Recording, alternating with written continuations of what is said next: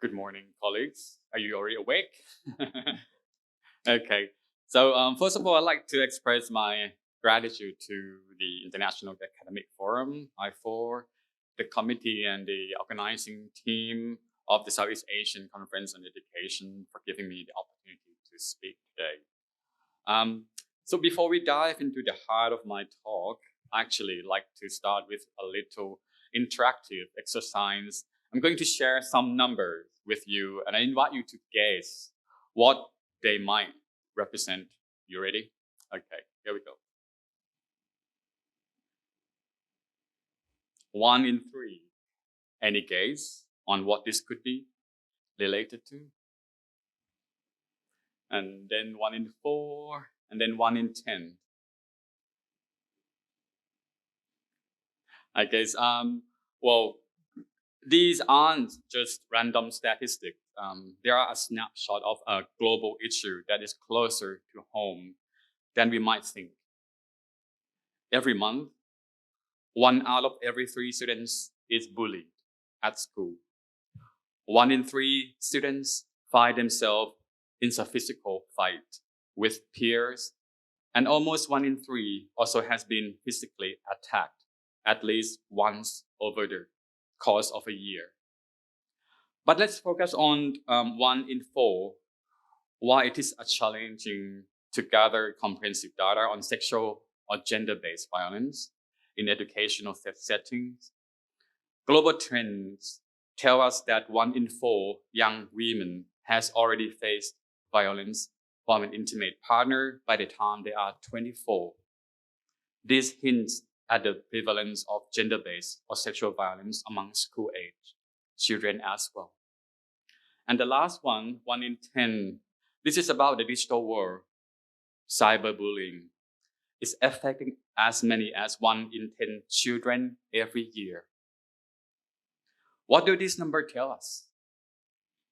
They paint a picture of the hidden challenges and threats many students face in their educational journeys, spanning from physical and verbal abuse to digital harassment and gender-based violence.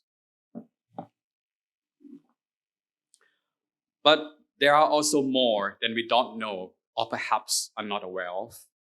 A recent studies analyzing report from UNICEF, OECD, and National Bullying Index in ASEAN countries, including Myanmar, the Philippines, Singapore, Thailand, and Malaysia, highlights that school violence is a serious issue faced by students across these nations. But it doesn't look the same everywhere. Different places have their own challenges, influenced by their culture, community, and the way schools operate. However, when we talk about school violence, the immediate images that often come to mind are those of physical fights between students, or perhaps aggressive confrontations involving students and teachers. This overt physical aggression is what we commonly recognize and respond to in our schools. But let's expand our definition. School violence encompasses any form of violence that occurs within the school environment, including physical, psychological, and sexual harms, regardless of whether it happens on school grounds, during field trips, or on the way to and from school. It is not just bruises and black eyes. It's also the wounds we cannot see, the scars left on young minds and hearts by words, gestures, and systemic practices. This broad perspective reveals a gap in our recognition and response to school violence. Beyond the punches thrown and the visible injuries are subtle, yet equally destructive forms of violence that often go unnoticed or unaddressed. It is these hidden threats that we aim to uncover and confront in my talk today. As we move forward, let's bear in mind that understanding the full spectrums of school violence is the first step towards creating safer, more inclusive, and supportive educational environment for all our children. As we take a closer look at school violence, It's important we go beyond the usual idea that it is all about fights and physical crutches. There's a lot more going on than just the injuries we can see. Think of physical violence as just the beginning. What is not so obvious are all the other ways students can be hurt, ways that might not leave a mark on the outside, but can still do a lot of damage inside. We are talking about things that aren't just as easy to spot, but can really impact how a student feels and grows. Let's talk about a hidden type of violence that is just as harmful, if not more so, than the physical kind: psychological violence. This isn't just about the occasional mean comment. It includes ongoing bullying, verbal attacks, and messing with someone's mind in a way that leaves lasting marks on their mental well-being. This kind of violence can really shake a student's confidence, hurt their feeling deeply, and even affect how they do well in school. Take this for example. A recent study from Southeast Asia showed that more than 30% of students said they have been bullied in just 1 month. That's a lot of kids dealing with something really tough. And it's not just feeling sad for a bit. This can lead to serious problems like feeling extremely anxious, really down, or even thinking about harming themselves. I have heard stories straight from students about how tough their days can be. Facing non-stop put-downs, it really drives home why we need to step in and help, making sure every student has the support they need to feel safe and valued. Moving on to a grave subject that often remains in silence: sexual violence in schools. This is not just about the overt acts we hear in the news. It often starts subtly, hidden beneath layers of power dynamics and trust. From unwelcome sexual remarks to physical contact, students face these traumas sometimes from their peers and, shockingly, at times from school staff as well. The complexity of these incidents is intensified by the stigma attached to them, making students fear the repercussions of speaking up, reputational damage, not being believed, or worse, being blamed for the incident. An important study spanning Southeast Asia paints a stark picture of the pervasiveness of this issue. Students across 11 countries face a spectrum of non-consented sexual behaviors, from coercion to physical aggression. The report urges us to redefine our understanding of sexual victimization, one that is culturally informed and sensitive to the diverse experiences of those affected. Cultural silence around these topics only deepens the issue, making the path to reporting murky and daunting.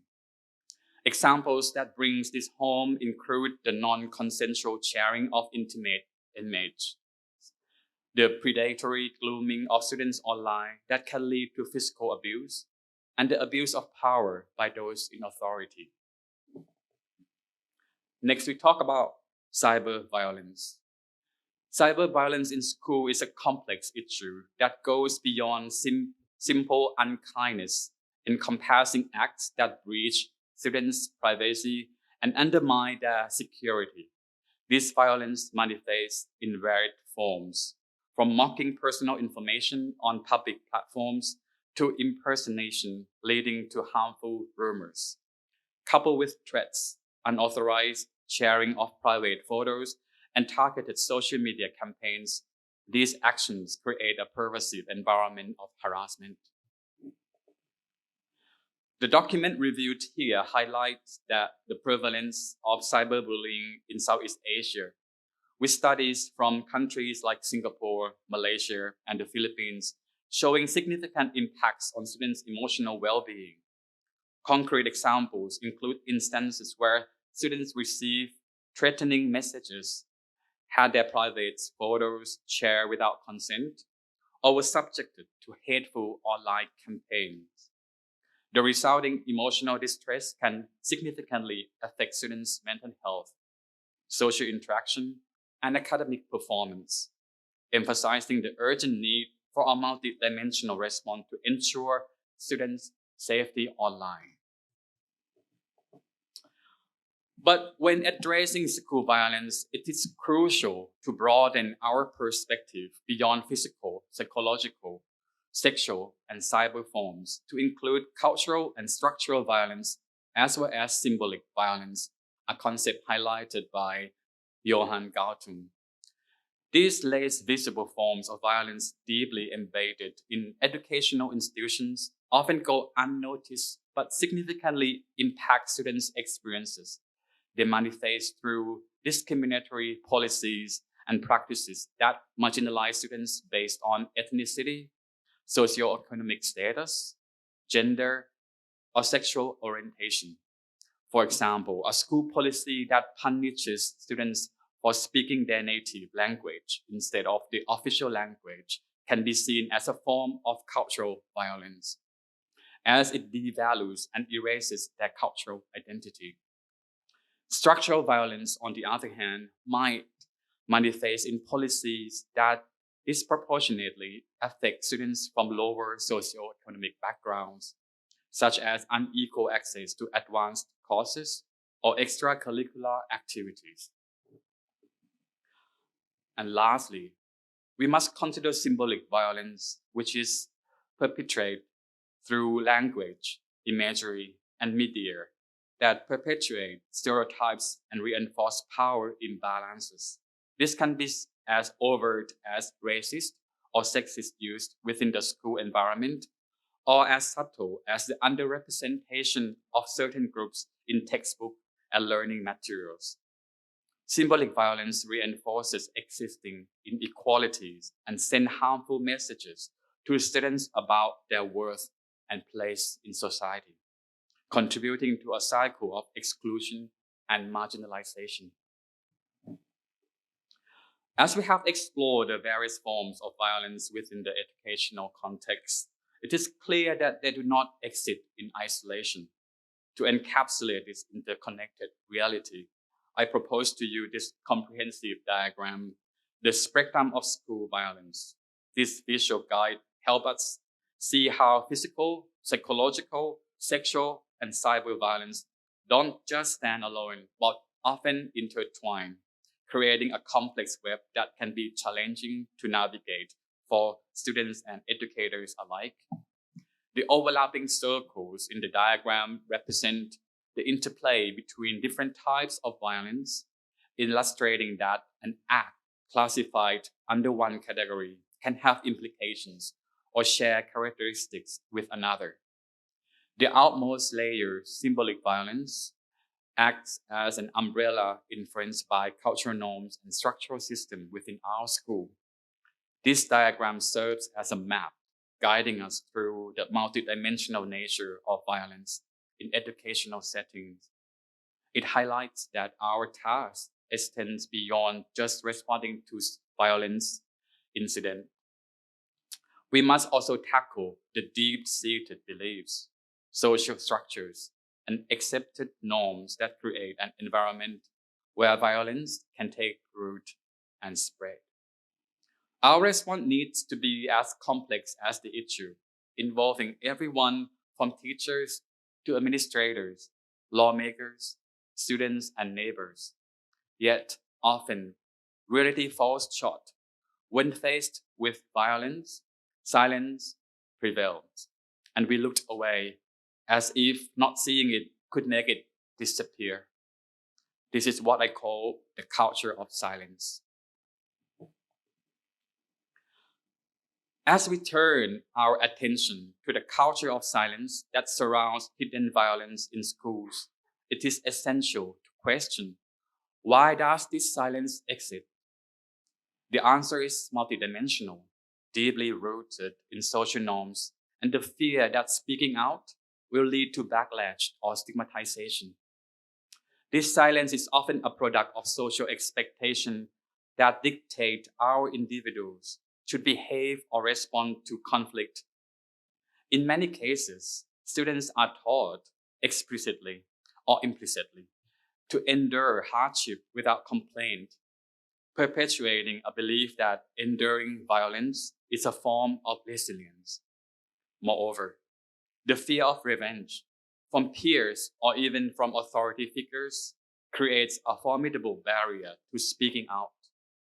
Victims may worry about escalating the violence or facing further isolation and victimization. Similarly, the stigma attached to being a victim of certain type of violence, particularly sexual violence, can lead to a profound sense of shame, discouraging individuals from coming forward. This culture of silence is not just an individual issue. It is reinforced by institutional practices that may unintentionally punish or discredit those who dare to break the silence, further solidifying the problem.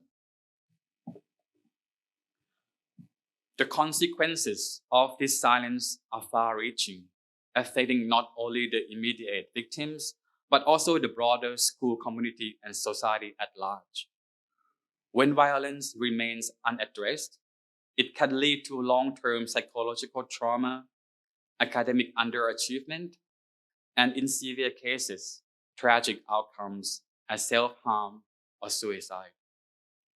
Beyond the individual, the culture of silence contributes to a toxic environment where violence is normalized, potentially desensitizing students to aggression and undermining efforts to foster empathy and respect. Breaking this silence is not only about addressing individual incidents of violence, it is about transforming the very culture of our educational institution into one that prioritizes holistic well-being, inclusivity, and respect for all individuals.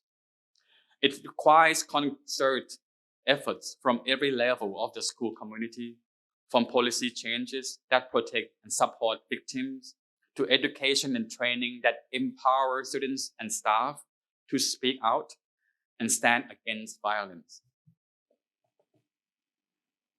A significant insight from international research highlights that in over 85% of violent incidents in schools, there are bystanders, individuals who witness the events but are not directly involved. Yet only about 20% of these bystanders attempt to intervene or employ strategies to stop the ongoing violence. The majority tends to behave in ways that either support the violence or choose to disengage and avoid involvement, leading to the conclusion that bystander behavior plays a crucial role in preventing and stopping violence within schools, as well as in creating a safe environment. Broadly, the role of bystander in violent situations can be categorized into 4 types. One is assistance. These individuals support the act of violence and may participate in some form of aggressive behavior, even if they are not the initiator. This could include cheering on the aggressor, providing encouragement, or even physically preventing the victim from escaping the violent situation. Reinforcers. Observers who watch the violence unfold and support the aggressor through cheering or encouragement, but do not directly interact with the victim. This behavior can normalize violence and create an expectation that such acts are acceptable. Number 3 is outsider. Individuals who remain neutral, neither supporting the aggressor nor assisting the victim. They tend to avoid involvement in the situation, even though they may be present at the scene. And number 4, defenders. Those who actively help the victim, either by stopping the aggressor, providing care and support to the victim, or reporting the incident to authorities. Their actions can vary widely, from direct intervention during the incident to indirect actions like reporting the violence after it has occurred. Understanding these roles and the dynamics at play is essential for developing effective strategies to encourage more bystanders to become defenders, thereby enhancing the overall safety and well-being of our school environment. Building on our understanding of bystander roles in violent situations, it is crucial to focus on converting passive observers into active defenders. The transformation from observer to defender is a key strategy in combating hidden threats within educational settings. Observers, by their sheer presence and potential collective power, can significantly alter the dynamics of a violence incident. When these individuals are encouraged and equipped to act, they can provide immediate assistance to victims, deter aggressors, and signal a collective intolerance of violence. Empowering observers to become defenders involving fostering an environment where standing up against violence is supported and valued. It is about instilling a sense of responsibility and providing the tools and confidence needed to intervene safely and effectively. By championing the shift, we not only address the immediate incidents of violence, but also contribute to a broader cultural change within school. This change promotes value of empathy, intervention, and mutual respect, essential for creating a nurturing and safe educational atmosphere.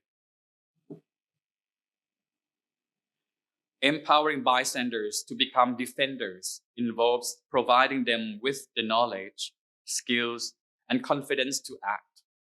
Let's explore some practical strategies and programs that have been successfully in achieving this. First is education and awareness. Program that educates students and staff about the various forms of school violence and their impact can foster a deeper understanding and empathy, motivating bystanders to take action. Second is skill building workshops. Workshops that teach conflict resolution, communication skills, and safe and intervention strategies empower individuals to act confidently and effectively when they witness violence. The third one is peer support programs. Initiatives that encourage peer support networks can create a sense of collective responsibility and solidarity, making it easier for bystanders to intervene. And the last one, anonymous reporting system. Implementing systems that allow students to report incidents anonymously can help in addressing the fear of backlash, encouraging more bystanders to come forward. However, it is clear that piecemeal solutions will not suffice in the fight against hidden school violence. What we need are comprehensive educational reforms that address the root causes and multidimensional nature of this issue. Policy and curriculum reforms are foundational to this approach. Our educational policies must be inclusive, explicitly addressing all forms of violence and outlining clear protocol for prevention, intervention, and support. This includes establishing a zero-tolerance policy towards all forms of violence and ensuring that these policies are effectively communicated and enforced. Furthermore, integrating violence prevention and response training into our educational programs is essential. This should not be a one-off workshop, but a recurring part of our curriculum that educates students on the different forms of violence, their impacts, and safe intervention strategy. It is about equipping our students with the tools they need to navigate their school environments safely and respectfully. And at the heart of our efforts must be the goal of creating inclusive and supportive school environments where every student feels valued, respected, and safe. This involves fostering a culture of empathy, respect, and diversity within our school. Initiatives could include peer mentorship programs, diversity and inclusion workshops, and school-wide projects that celebrate different cultures and perspectives. Creating spaces where students can share their experiences and learn from one another can also contribute to a more inclusive environment. Moreover, student-led initiatives can be particularly powerful in promoting change, giving students a sense of ownership and responsibility for the culture of their school. By involving students in the creation and implementation of these initiatives, we empower them to be part of the solution. And you can see that from these pictures, it's from Prijit province, one of the schools where my colleagues over there, they are doing some work with the school teachers and also students. And the students actually create this anti-bullying program within their own school.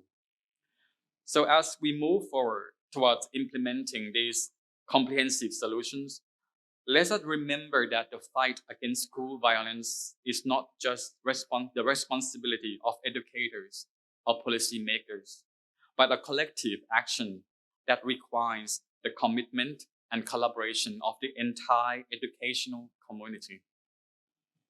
This is particularly pertinent in Southeast Asia, where social and cultural norms can significantly influence individual behaviors and the collective response to violence. The region's diversity and complex social fabric make it essential to tailor research and intervention to its unique context, ensuring they are culturally sensitive and effective. Together, we can create a safer, more inclusive future for our students. So what's next? Knowing about these issues is a great start, but real change comes from what we do next. I want to encourage everyone here, whether you are teaching, making policies, raising kids, or studying, you have got the power to make things better. Let's not just accept things as they are. If something's not right, speak up, make a change, and help others do the same. Every single one of us can help make our schools safer and more welcoming places. Now, focusing on Southeast Asia and places like Thailand, we really need more studies to understand how we can all help stop school violence. It is not just about stopping fights. It's about changing how we all act and think, from students to teachers to everyone involved. We have seen some gaps in what we know, especially about how students and teachers interact, and that's something we need to look into more. And before we wrap up, I want to share a powerful story with you, one that was told to me by a former student of mine. He is a law professor now at a university in Bangkok. And this is about his son, which he shared just a few days ago. So there is this young boy, let's call him Nat. Nat was always scared of being late to school, worried about what the teachers or his friends might say. His dad has this trick to hurry him up every morning, saying, "You don't want to be late, do you?" And it worked every time, until one morning, it didn't. That day, Nat asked if he could be late just this once. It was odd because they were on time, but Nat had a reason. He wanted to enter the school just a minute after his friend, who was often late. His dad, in a rush, said no, reminding Nat he had to be on time. Later that day, the friend's mom, who also works with Nat's dad, asked if they could give her and her daughter a ride home since her car was in the garage. On the way, she shared how her daughter had a difficult time the previous morning, feeling ashamed of being late and getting teased by a group of older boys. But this time, Nat intervened. He went in front of the school and stood up for his friend when she arrived, telling the boys that it is okay to be late sometimes, sharing his own experience of being late after a hospital visit. He even helped her carry her backpack and encouraged her to go to class with him. Hearing this story, the dad realized Nat's intention to be late was to support his friend, to ensure she wouldn't face those big boys alone. This act of kindness and bravery didn't make it into any official school record, but it meant the world to the dad. More than any academic achievement, Nat's courage to stand up for a friend showed a deep moral value, a quality that's becoming increasingly rare in a world where too many choose to look the other way. These stories, colleagues, is why we are here talking about this today. It is about those like Nat stepping up, showing courage, and making our schools, our communities a little kinder, a little braver, one act at a time. So let's roll up our sleeves and get to work. We can all do our part, big or small, to make sure every kid feels safe and valued at school. It is about more than just talking. It's about doing. Together, we can make a real difference. Thank you for all being here, for listening, and for hopefully being inspired to make your own difference. Thank you.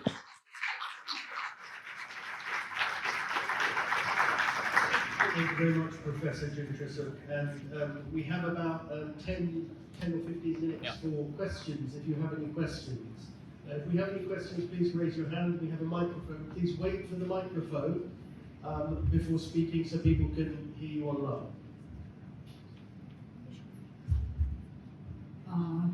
Thank you very much, Professor.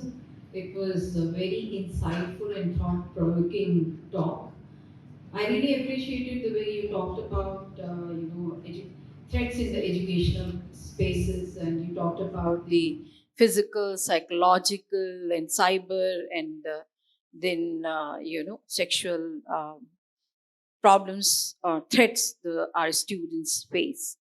I agree where you are talking about that we being the educators or parents, we need to really, start looking at this issue very closely, and we should try to break these silences rather than promoting these silences. That's a very good suggestion, and we need to bring out the reforms in the educational policy and our pedagogical practices too. But I'm not an expert in psychology, but I surely, as a teacher, as a parent, I have seen, and I have helped also.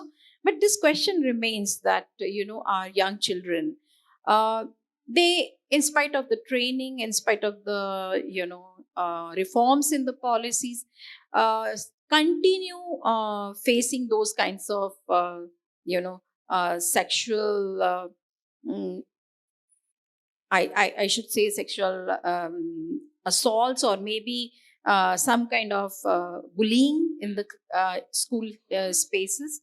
uh, and it's not that only the it's the uneducated parents children. Sorry to interrupt. Do you have a question? Yeah, I'm coming to that. I'm sorry. I just wanted to first talk about Well, if you can ask the question. Thank yeah you. yeah. And then uh, or it's only the Asian people, even in the Western societies we see that these kinds of threats are being faced by our children. So the question comes that what is that need to be done so that our students, uh, it's not just a policy, because policies will become ineffective if it is not practiced well. So what needs to be done more so that we find more secure and safe places for our children in the educational spaces and beyond? This is my question. Thank you very much. Yeah. Thanks for sharing the story and also this question. I think it's very important that we don't perceive it as something individual. I think when this kind of violence happens, we need all, involved in the learning ecosystems to bring this up, to talk about it, to say this is not okay. I think we remain, as I said, as we have been bystanders. We remain silent. We think that if we don't talk about it, if we don't look at it, maybe it will just disappear. Sometimes we become, I think, we train ourselves to remain silent because we think, let's not talk about it so we don't stir it up.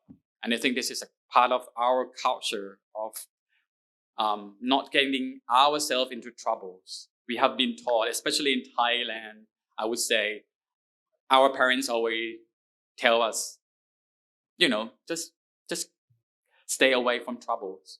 If you see something's happening in front of you, walk away and don't mention about it. And I think this is a problem in itself, because when we see trouble and it's sometimes escalated in a bigger, situation, and we think this is not our problem, and I think that is wrong. So I would encourage that everyone involved in the school system, outside the school system, to speak about it, to talk about it, to say this is not okay. And together, I think we can create some new norms that violence, whether in schools, outside of school, it's never okay. Thank you. Question here. Thank you for an excellent talk. My name is Spencer Benson. I'm from the United States, and we obviously have some very severe issues of school violence, but that's not my question. My question has to do with pre-pandemic, pandemic, and post-pandemic. And is there data or information with respect to the changes that occurred worldwide because of the pandemic in higher education and during this, we're still in a transition period of recovery? Thank you very much. I have looked briefly about the pre and post pandemics, and it is interesting in terms of the cyberbullying, of course, escalating because of the situation where kids spend time more online, and they also, I would talk about Thailand as well in terms of those who are able to access the online resources or even internet, because in Thailand, in certain areas, people cannot access internet at all. So it become a wider gap within the education systems, and students who cannot, access the online resource or classrooms, they sometimes being teased by their friends, and sometimes kids, children, students, they have to share a small room, with other members in the family, and of course things happening within, their own kind of rooms, right? And they are teased by their friends, and even it looks like a small thing, right? Being teased, but this can actually create a lot of, I would say, stress and distress, for young children, because they don't want to be teased. Nobody wants to be teased. So I think this is something that doesn't happen. But thank you for that kind of question. I think we need to look more in terms of what's going on right now, the post-pandemic. Thank you. Yeah. Yes, please. Thank you, Professor, for your presentation. I'm very interested in the strategies for empowerment that you spoke about, particularly the anonymous reporting systems. And I'm curious, are you aware of any research that actually flips that around so that there's reporting systems for pro-social behaviors? So you could capture that anecdote that you shared, the lesson in courage. Yes. Do you know if folks are researching that? I know one school, I haven't seen it. I haven't read any research, but that's a good question. But I have seen one school actually in the southern part of Thailand that they are trying to encourage students to be proactive and doing a lot of reporting when they see something's happening. And it's quite interesting because I'm not sure whether this generation doing good things can become a chain. So this is a very strange, we're living in a strange world now where doing good can be seen as you want recognition. So they are being also teased, among their friends. So I think we need to do it in a very careful way, because kids are quite complex in terms of the way they interpret situation and the way they perceive the situation. Yeah. But thank you very much. Okay, please. Yes, thank you for your presentation. Question comes up two parts. The first one is, what level of education, you mentioned education, which level do you see that it's most effective in your intervention with teaching them about violence? And do you think parents need to be more proactive in this whole context of reducing school violence? Yeah. Well, thank you. I think it happened in all levels, but usually the violence, it will be quite, I would say, more obvious in high school level, because that's when it's the level of being teenagers, and sometimes their hormones and everything get them to do a lot of stuff. And the issue of involving parents, yes, it's very important. But a lot of time when school violence or bullying happened at school, kids tend not to tell their parents because they don't want their parents to get involved. Because as I just said, sometimes they think that speaking out can also get them into more trouble. So they tend to just keep, what happened to themselves. And that's also dangerous. I think that one of the strategies is that the parents trying to talk about violence by not asking them whether they have experienced the violence themselves, but talk about, some examples, stories, to make them feel that this is okay to talk within the family. And slowly they might start sharing, what happened at school with them. But usually they will not come and talk to the parents. So, and also another time it happens at our school as well, the Saathit school at Thammasat University. Sometimes when parents get involved, it can be quite, nasty, because, it's become a fight between parents instead of like trying to solve the problem in itself. This is about the ego of the family and things like that. They don't really focus on how the kids feel. They just focus on, I want to, take this issue into, a bigger kind of voicing out and things like that. So I think it's quite important that we need to do or deal with it in a more sensitive way. Thank you. Thank you, Professor, for your wonderful and insightful talk. I'm Shahid Karim from the Education University of Hong Kong. I appreciated the way you highlighted the ways forward. One of them is an inclusive approach to address these issues. You also highlighted about a curriculum reform. Mm-hmm. I'm interested in that area. Do you have any examples or the ways or what type of curriculum reforms you refer to which can be helpful in addressing these issues? Because curriculum is a very huge and generic area or topic to talk about. Right. Would you kindly give us some examples of curriculum reform that could be helpful? Right. Thank you. Thank you. One of our national curriculum here in Thailand is the citizenship education. So I think through this kind of subject, we can actually educate young children or young adults to become more active in creating a safe environment, not only for themselves, but for their friends. And I think this is about educating them to see the importance of working together, to create the society that we want to live in. And I think emphasizing not only just, we need to punish those who break the rules or something like that. I think, but creating a culture of empathy, a culture of respect for others. And I think together, this can be part of the curriculum reforms as well. But of course, it also needs teachers to get involved, to not only just teach, or trying to convince students, but to act in a way that students can see teachers as a role model, the way that they can empathize, and respect, their students in the classroom as well. I think this is a part of building, the culture of empathy. Okay, we have enough time for one more question, which is just there. Please keep the question short, and you'll then have 30 seconds to respond. Hi, thank you for your presentation. I'm no educator, but you were talking briefly about how sometimes violence can come from teachers, and students are in a very powerless relationship with teachers. There's very power imbalance. So I was wondering with which mechanisms or which tools you would encourage other professors or institutions to use so students can have courage and come forward in these occasions. Right, thank you very much.